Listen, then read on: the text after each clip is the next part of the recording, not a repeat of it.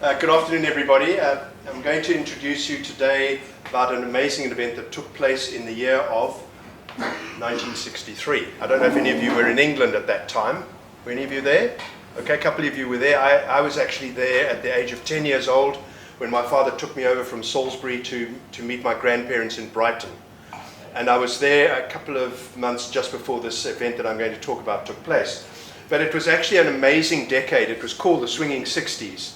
And just to take you back a little bit, there were a couple of things that were the trademark of what happened in the 60s.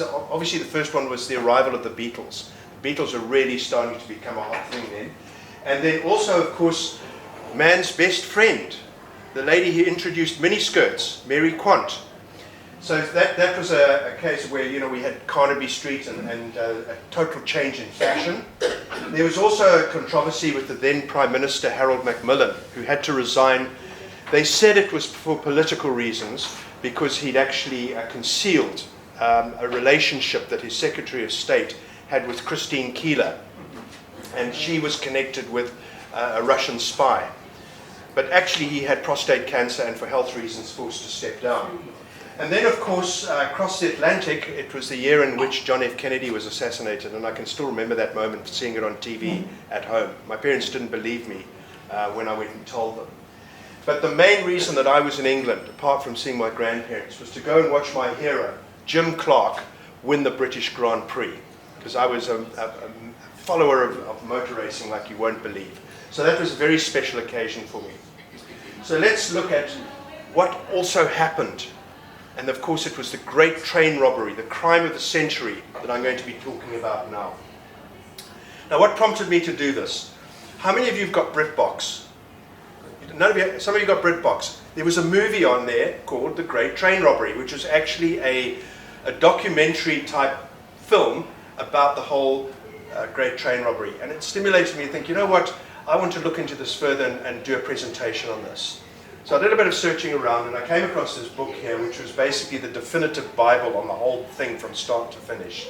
And I decided to use that as a reference and then compile the presentation that you're going to receive today. So this was quite difficult to get hold of. It's not available in any libraries here, or you could probably get it from Amazon overseas. I was actually in England at the time and ordered it there and got it.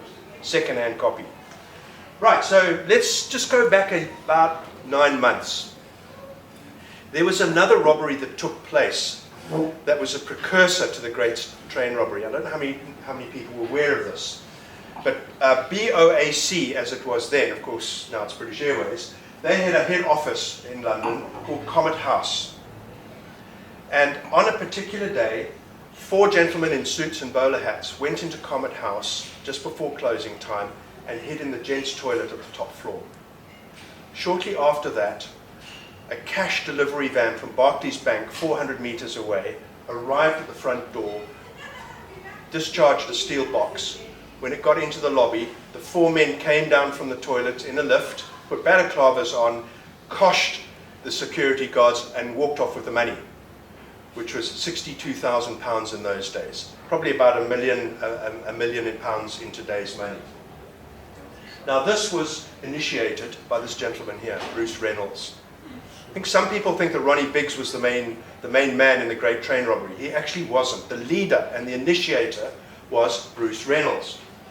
And he was a gentleman who'd already been imprisoned a couple of times. He was into amphetamine trading and all sorts of shady business. But he was the ringleader. So he and 3 other guys were involved in this. He had a penchant for Aston Martin cars, eating and dining at fine restaurants and fine clothes. He'd already been inside a couple of times, but for this, he actually got off scot-free by a particularly shady lawyer that he had quite a close relationship with. But he was the ringleader and the initiator of the Great Train Robbery. And the train comprised 12 coaches. There was an electric locomotive in the front. There was what was called a bogie brake van, which was unmanned.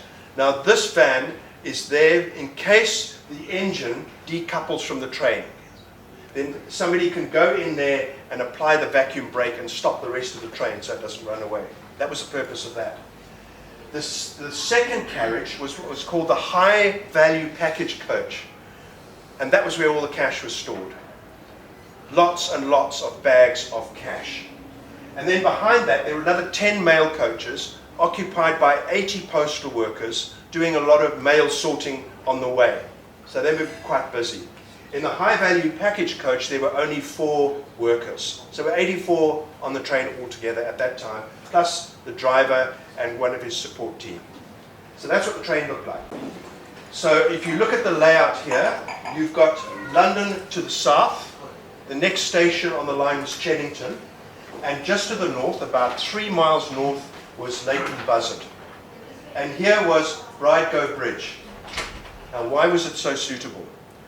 First of all, they could park their getaway vans here and collecting the loot, of which there was a lot, and basically make a hasty exit to their final destination.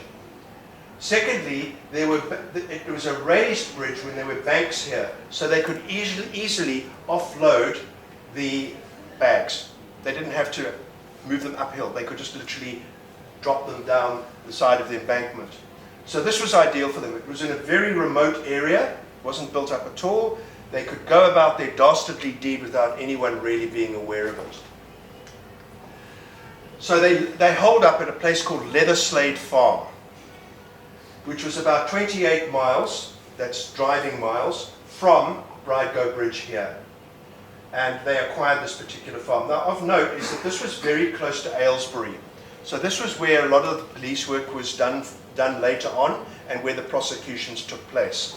And ironically, Aylesbury was where I stayed the night before the British Grand Prix that my dad was taking me to. So it was quite a coincidence. But of course, I didn't know any of this because I wasn't there. It hadn't happened at the time. But what is of note is these 3 locations here: Sears Crossing, Bridego Bridge, and Chennington. Chennington was a station. Bridego Bridge was obviously just a bridge, and Sears Crossing was where there was a signal, a rail signal, which played an instrumental role in this whole process.